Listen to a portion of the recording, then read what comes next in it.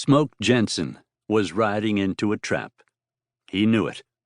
He could have gone back the way he came from, but that would have meant turning his back on trouble. Smoke wasn't in the habit of doing that. So he reined in, pausing atop a slight rise for a moment to reach behind him and get the sheepskin jacket that was rolled up and lashed behind the saddle. He unrolled the jacket and shrugged into it. Nothing unusual about that, since the air had a definite chill to it today. But the brief delay gave him a chance to look over the layout in front of him, without seeming like he suspected anything was wrong.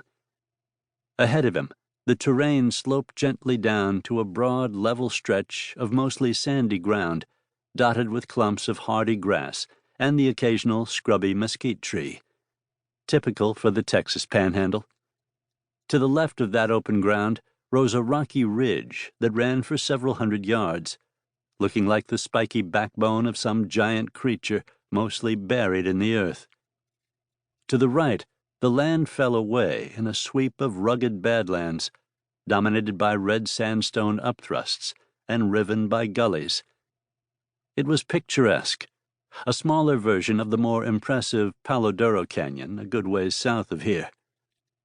Smoke had been there several years earlier, visiting the famous rancher Charles Goodnight.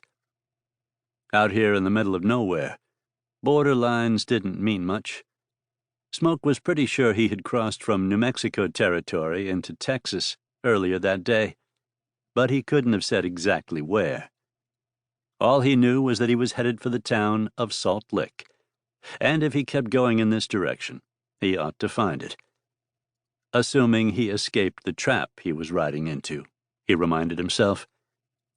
He wondered just who had laid that trap. As far as he knew, he didn't have any enemies in these parts, but like it or not, given the adventurous life he had led, hombres who wanted his scalp could pop up almost anywhere. That could literally be true in this case. Although the back of the Comanche resistance had been broken with their defeat at the Battle of Palo Duro Canyon several years earlier, along with the destruction of their horse herd in that same clash, small bands of warriors had been able to find enough mounts that they were still waging a sporadic war against the white settlers. They raided isolated ranches and preyed on lone pilgrims traveling across the staked plains. Smoke didn't know if the men waiting up ahead for him were red or white, and he didn't care. They were in his way and might try to stop him. That was all that mattered.